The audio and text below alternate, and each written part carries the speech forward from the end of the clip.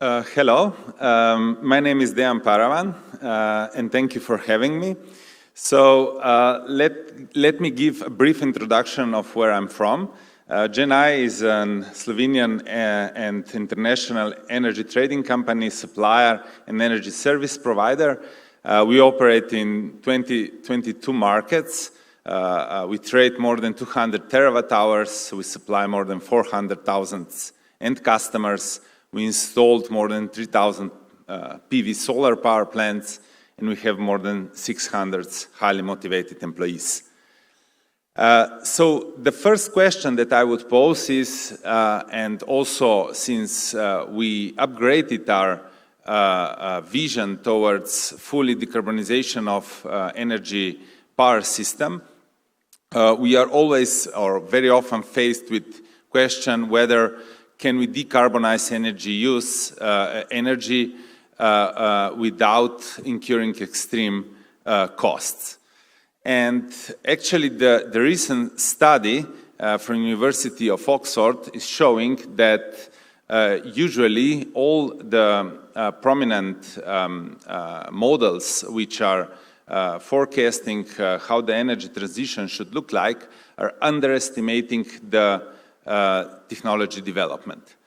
And for that reason, the authors developed a different method, which actually considered the fast piece of technology development when the large deploy of these technologies are considered. As a result, then the results show that we can achieve the decarbonization of our system in a faster and cheaper way.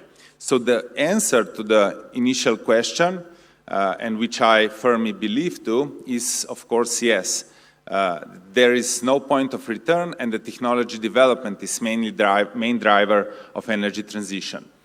Also, I think that the SET plan, and all of you who are involved in the SET plan, are main contributors to this technology development, which of course is going in the right direction.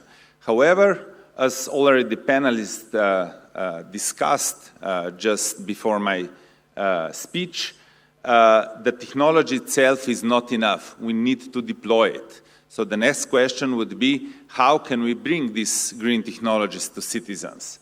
And here actually is where we as GenI are involved, because we are not developing the technologies itself, but we are taking care of how to deploy them, how to bring them to customers, how to build the specific business models. And the first answer is to foster non-technical innovation, because we all know about technical and technological innovation, but the same importance is the non-technological innovation, which goes towards the different types of innovation and actually focuses in how to deploy these technologies towards end consumers. Just to give you an example, we posed a goal for us that we want to install 1,000 megawatts of solar power plants by 2030. And how we approached this was not with one strategy, but with different strategy and dispersed ways of installing one single technology. One of these ways is, and we started with rooftop solar for households. Only in this year we will install 1,200 of such installations. Then we added rooftop solar for multi-apartment buildings. We installed first such application with 23 apartments very close to site here in Bled. Then we added the rooftop solar for businesses, for industrial facilities. Only in 2021 we will install more than 50 such projects with 30 megawatts of combined installed capacity. Then we added local solar energy communities. We installed such first commercial application in Vipava Valley, where we put the power plant on the school and combined it with households who are nearby. We launched just a few weeks ago a virtual solar energy community initiative, and we gained from our customers already in first week more than 1,000 applications to join the community. And we are also building first utility-scale solar in Northern Macedonia. So in such way, with different ways, we can bring one single technology to end customers. The second answer would be that we need to foster EU-wide collaboration. Also, many was said just before. So the innovation process, as you all for sure know, it's divided in three main parts: ideation, research, development, and scaling.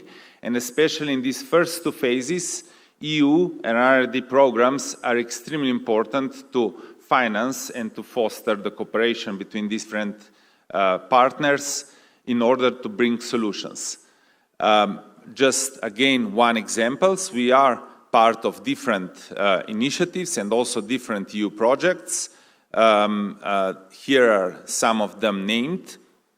With Slovenian partners, but of course not only, also European partners, and focusing mainly on three topics. One is renewables, the second thing is storage, and third thing, smart grids, active customer, and flexibility. So the third answer, how to bring technology to customer, would be that we need to take care of regulation so that it is an accelerator and not as a barrier.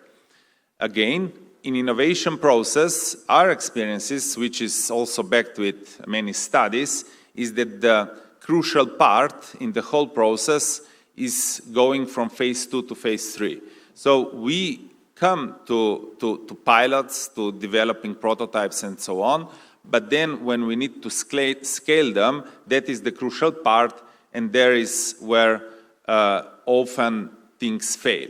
So for that reason, we need to take care very, very cautiously to that part. And few examples how we deal with this issue is, first, we cooperate with stakeholders. In Slovenia, we established with TSO and with 3 distribution company a green consortium, because development or deployment of these technologies goes hand in hand with the grid, and we know that we need to introduce them into the field in the right way so that they support operation of the grid and not harm it. The second thing is the different support instruments and schemes which are needed in this initial part so that the plane can take off. And here, for example, is one initiative is the Green Switch project with those before mentioned partners, which hopefully will gain in short the PCI status and will go in implementation. And the third thing is the advanced regulation, where we are very active and proactive in discussing it with different stakeholders in Slovenia and those who make the legislations to support them with sound and argumented proposals. Those fields are, for example, energy communities, self-consumptions, and so on.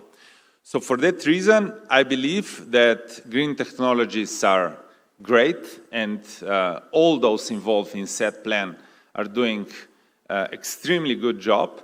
But of course, we need to bring those technology to people, and I believe that also next café session will foster many discussion how to do that. Thank you.